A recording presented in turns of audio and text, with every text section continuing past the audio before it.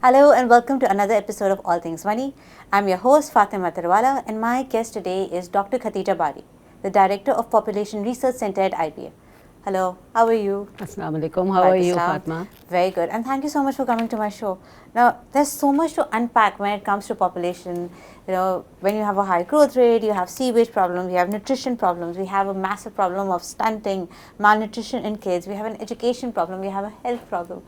So, the link between population and economy is so deep. Perhaps we could start by talking about how does population growth affect the economy? Okay. So, as you've already said that there is a very strong link between population growth rate and economy. Best way to understand is that when the population growth rate is very high, that means there are increasing mouths to feed. When economy is not keeping pace with the population growth rate, that means that our resources are shrinking. Less and less resources are available for more and more people. This obviously translates into lower standard of living, lower educational standards, food calorie intake falling, health deteriorating. So this is how very strongly population growth rate impacts economy. Population in itself alone is not a problem. But when the economy is not expanding at the same rate as or better than the population growth rate, then the standard of living starts to fall.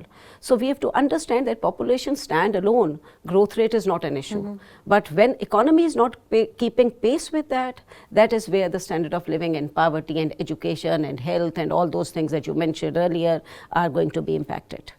One thing is that. Another very strong link for an economy to keep rolling, to keep moving at a faster rate, we need a very high gross domestic saving rate. Because when the economy is safe, they are able to invest, and when they are able to invest, more and more job opportunities open up and the standard of living improves.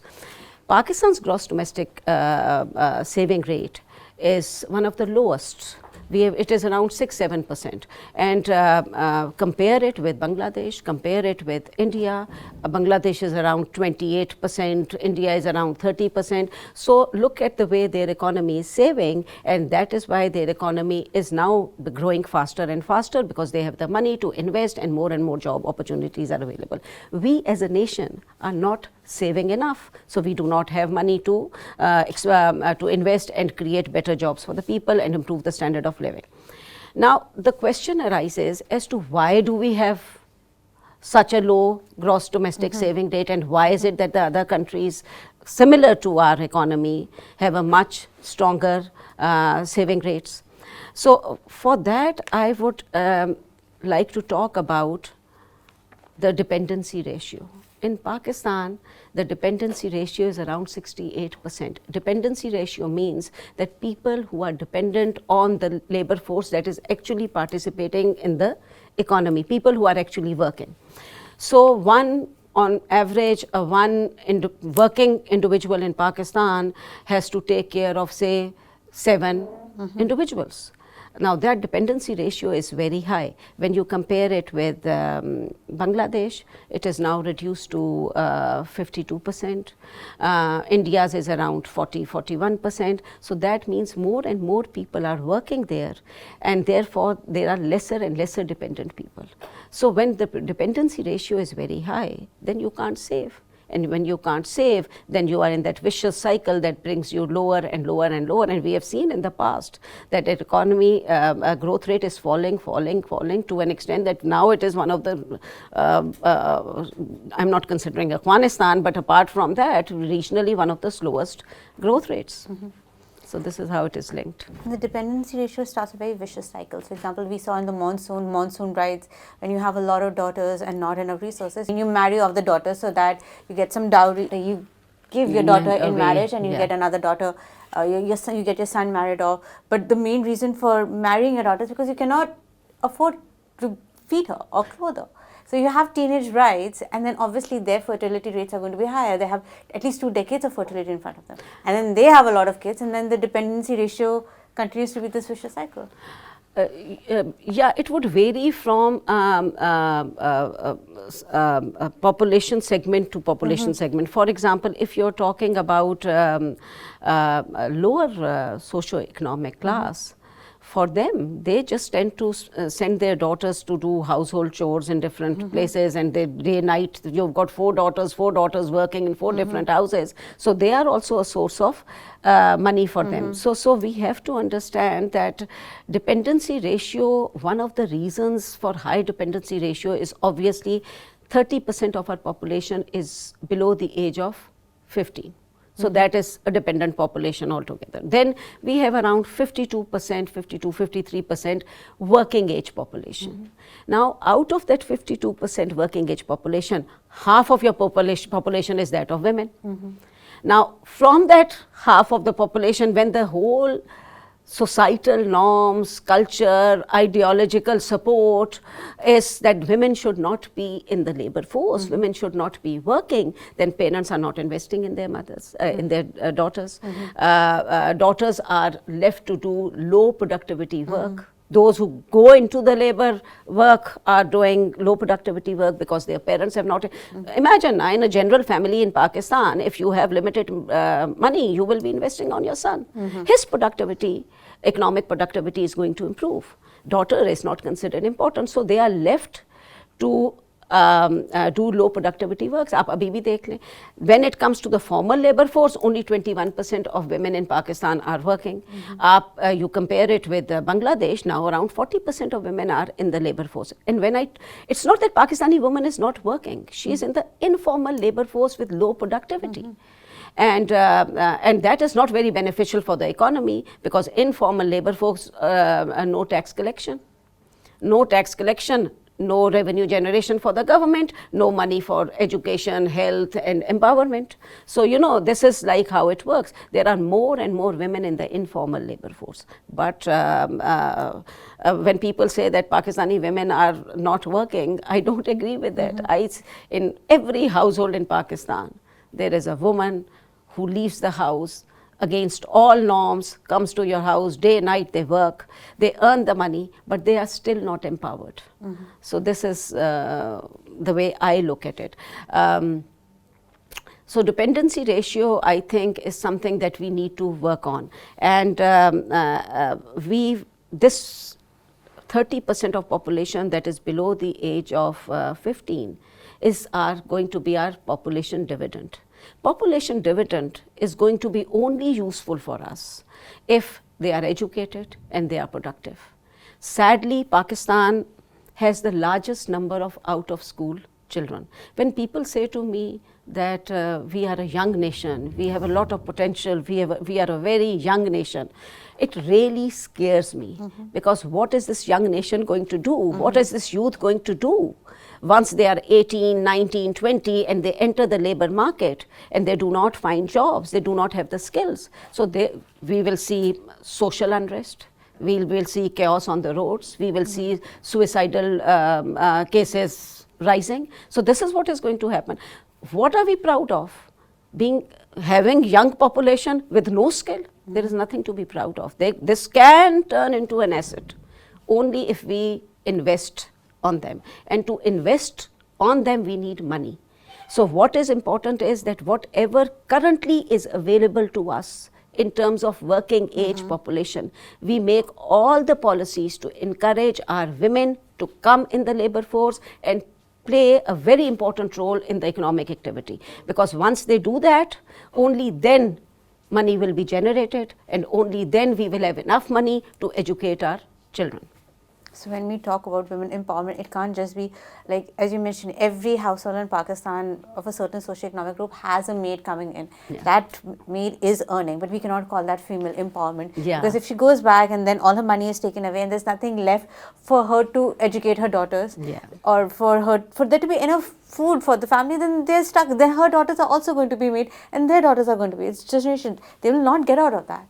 And because they will not get out, they won't be educated, so they do not contribute to the demographic dividend that you just mentioned. Society is cruel on women. Yes, it is. I mean, this is cruelty, that you think that you can hold back 50% of the population and then be able to compete with the developing world. How can that be possible?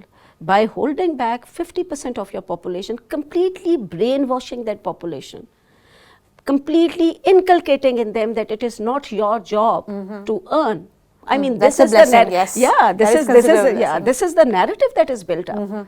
So with that 50% of the population put in a secondary role, then you expect us to do as good as the rest of the world. We don't mind begging. We don't mind as a nation begging and going to the developed world and asking for money. But yes, that developed world, 70% of their women are working and formally working.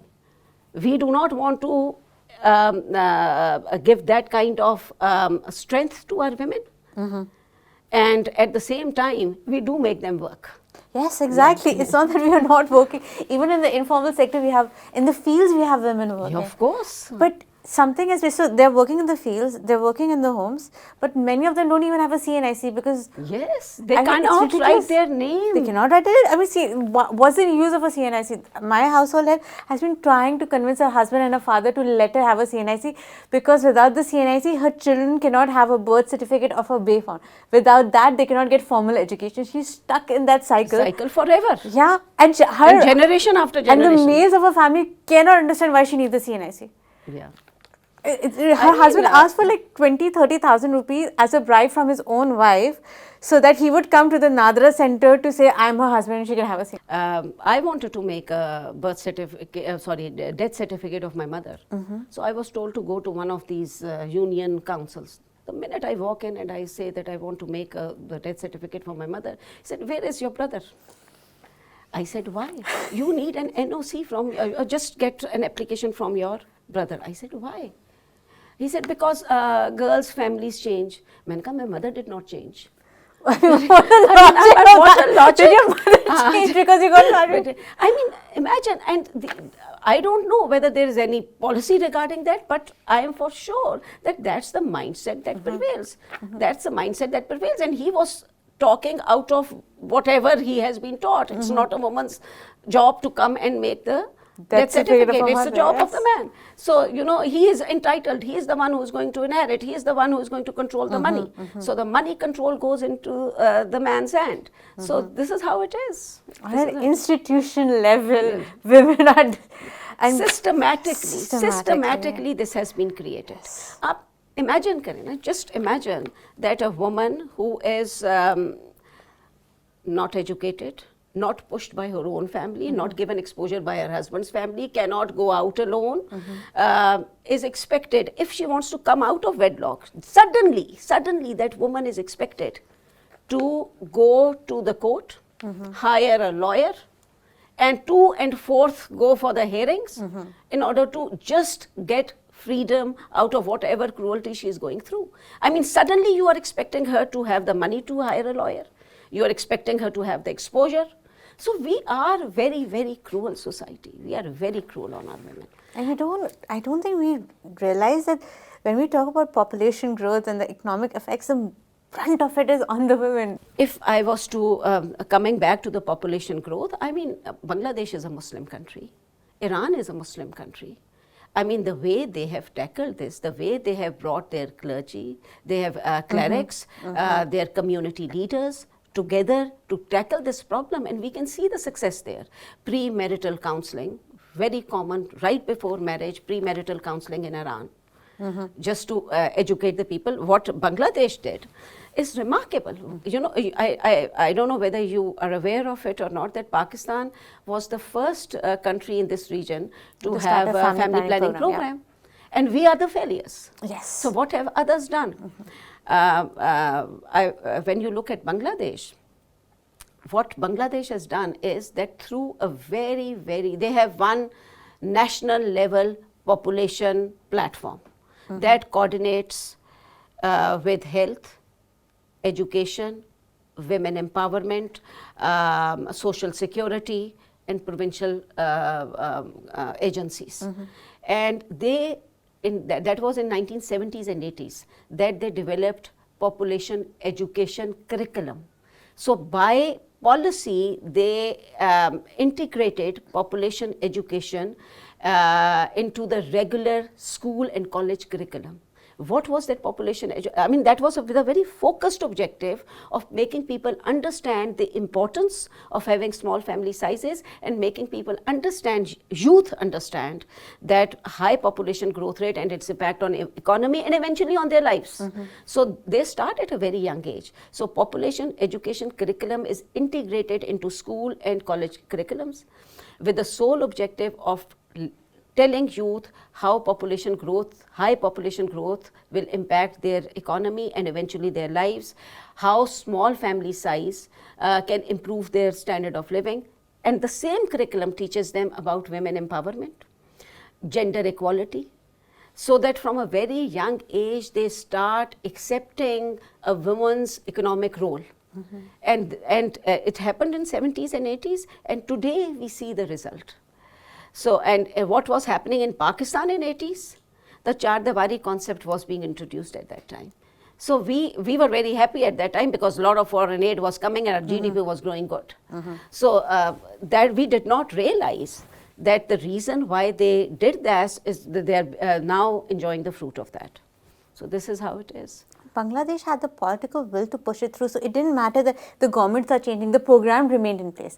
As something that we need to see in Pakistan is it doesn't matter who is in power. The population control program, population management program has to be across generations, because even if we start managing the population today, the dividend, the benefits of that program are going to be 1-2 generations later. So there has to be a political will to continue to push through, which is what we saw in Bangladesh, despite their own political problems. And it's not difficult to do. I mean, premarital counseling, you can very easily introduce. It's not difficult. We used to have the Sab-Sitara ads. I remember the green star with the mother and the father and the 2 children. And at that time it was popular. There were jingles, there were songs. We had contraceptive ads, and now it has become a taboo. It's a big taboo now. You can't talk about it. We are going backwards. Yes, I agree. And this is very scary. And so many people, and I'm telling you, not illiterate people, even educated people, come to me and say that look what is happening in the West. Their negative population growth. Look what is happening to them. They are in trouble. That is why we should not have controlled our manage our population. And I am surprised that they can't even think through that.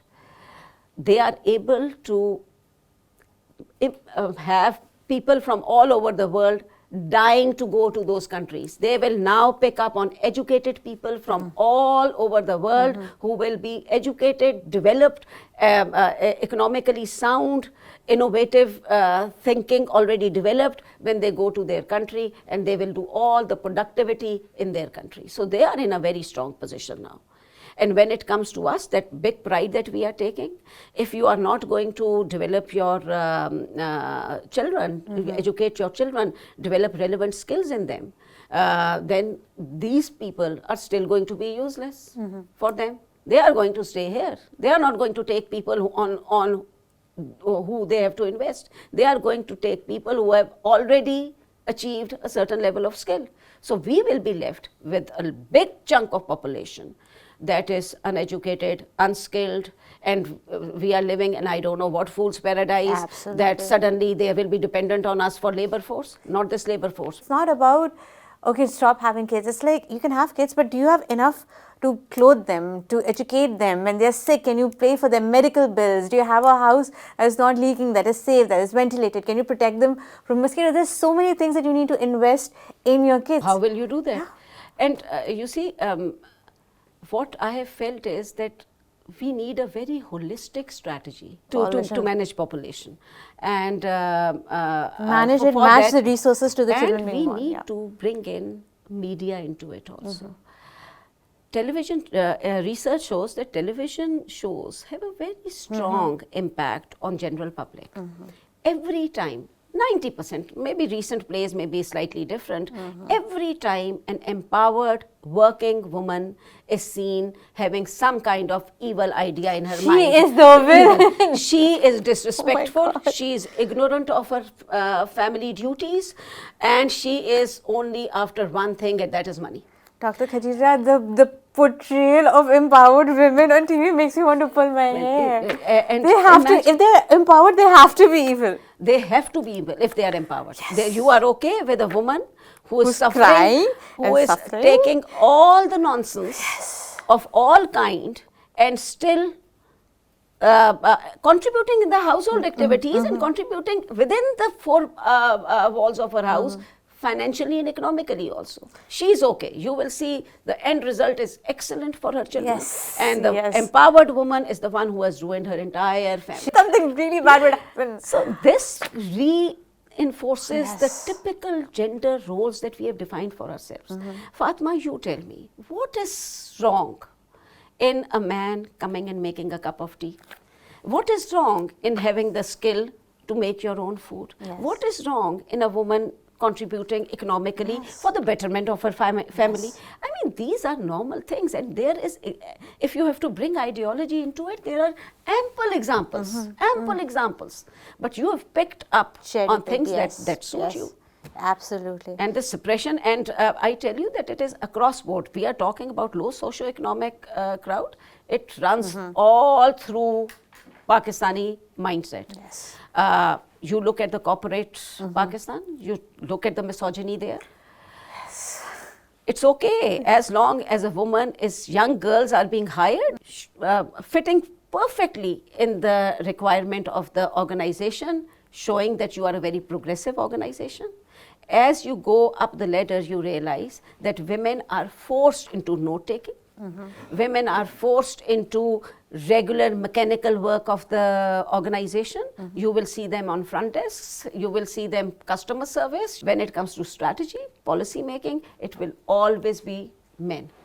And if one or two women manage to break through that and come towards the top management, they will only be promoted if they are either part of that boys' club, and the boys' club understands that she will be a command taker and not a decision maker. They are fine with her, because they have to project a woman in some senior position also. So I think these are things that are indoctrinated. And we need to bring a change. And to bring this change, I think we have to change the focus of our media also, television plays. We have to start social media campaigns. We cannot manage our limited resources. We cannot unless we make our current resources more productive. To make current resources more productive, human resource is the most valuable resource for any nation. You have to make this human resource more productive. If you are going to push back 50% of the population, the entire country will suffer, and we are suffering. Absolutely. When you talk about economy and numbers, I think there has been several studies, most studies and research would indicate that the more investment there is in human capital across the board, the better the economy. I mean, that's a no-brainer argument, right? Yeah. But if you have 10 children, you cannot invest in the economic growth of all of them, the education investment of skills of all of them. So hence the need to manage resources according to the number of children you have, and not the other way around. Yeah. And I think one of the ways that we can, since we are having a population summit soon, so I think we understand the hurdles and we understand where we fall back. What is the way forward? I think for way forward, first thing is that we should have a national population authority, not the fragmented process that we currently have. For example, the provincial population welfare division under federal, then other centers under provincial government, then there are fragmented NGOs working on their own, and then other private sector also playing its role. They are all fragmented. We need to have a national population authority. Under that population authority, the sole objective should be to coordinate education, health, social security, women empowerment. All these things have to be coordinated, and provincial governments. We have to coordinate that. Through that platform, we develop population education curriculum, and we integrate that curriculum into our school and colleges, because that's where the youth is going to be actually impacted. And that youth is going to, this is what happened in Bangladesh, as I told you, that they started doing that in 70s and 80s, and now we see the result. And the curriculum should be able to connect and make it clear to the youth how population growth impacts their day-to-day life, how small family size will make their lives better, their children's lives better, how giving women empowerment, economic empowerment, would benefit themselves and their families. And most of all, how gender equality is essential at every front if you want to be successful. So I think and that you have to have the political will to push through continuous government. So it can't be one government bringing it and the other government abandoning it. Yeah, that is another inconsistency in your policies. Yes. And I was just, before coming to your show, I was looking at the figures. So modern CPR contraceptive prevalence rate, in modern contraceptive prevalence rate in Pakistan is around 28%. In Bangladesh, it was around 38-39%.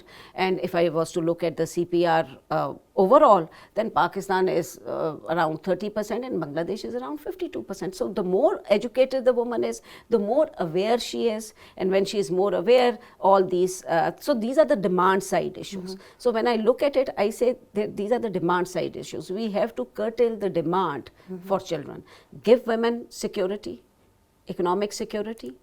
They will become secure in themselves.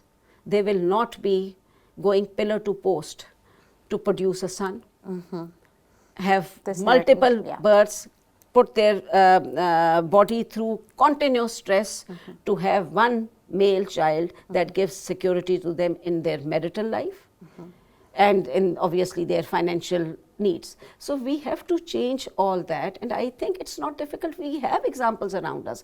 Iran is a Muslim country. Bangladesh is a Muslim country. Their religion is nothing to do with that. It has nothing. It's not doing anything about that.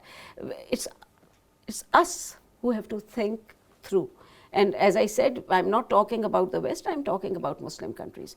Premarital counseling introduced by Iran. Excellent way of handling this, making youth aware of these issues. And having it part of the curriculum sensitizes not only the women but the males as well.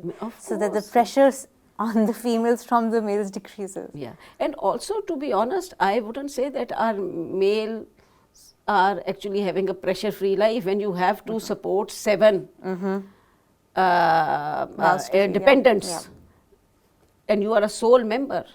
The stress they go through, absolutely, the pressure that they go through, it is very painful for a man to not be able to educate or give that level of education that he wants to his children. So, I mean, because he's a sole earner. So, it's not that they are pressure free. By creating this culture, we have put too much pressure on our men folk. Yes. And they are suffering on their own, and our women are suffering on their own. Absolutely. So, I think it is important that we develop a narrative where women are seen as equals at every front. There is nothing wrong in being part of the economic activity, and there is nothing wrong for men to be part of the household chores. Yes. Do not leave all the unpaid work on the shoulders of women. And you think of it as something demeaning because you are a man, you cannot get involved in that. I mean, these are the narratives that have been built over the years. Absolutely. And they can be changed, please, through media. I think this is something very important. We have to take away that every empowered woman is in some kind of Western attire with an evil agenda, disrespectful. This is that evil agenda is not about having, it's about having the guy. It's still about the guy. Like, give her grander ambitions, please. This is what your entire thing is. I mean, I don't know why they keep on reinforcing that. And you know, educated people have started thinking that way. Poor people have no option. They will not educate their daughter, but they will make her work. The privileged class thinks that Allah has been very fortunate on them, so they don't have to. I think you're absolutely right. There is so much to tackle that can be tackled through media, through awareness, through cultural change. And for that, we need the political will and the coordination across all stakeholders. And sustainability of policies. Sustainability of policies, yes. yeah. To make sure that there is investment in skills, there's awareness, there's education. And it's only then that if we take the steps today, that a generation, 2 generations down, that we will see the benefits Already of it. we are far behind our neighboring countries. I mean, look at your maternal mortality rate, look at your infant mortality rate. I was looking at the data, 1971, where did East Pakistan stand, where did West Pakistan stand? Now today, check their maternal mortality rates, check their infant mortality rate. We are the lowest. We were way better. We were better than India, we were better than Bangladesh. Exactly. Today we're way lower. So every development aspect, we have actually gone down. Even the cultural biases have become more entrenched rather than the other way. Yeah. Thank you so much for coming to my show, Dr. Khadija. This was a very resounding debate, discussion that is very close to my heart, and I could not agree with you more. Thank you so much for coming. Thank you for inviting me.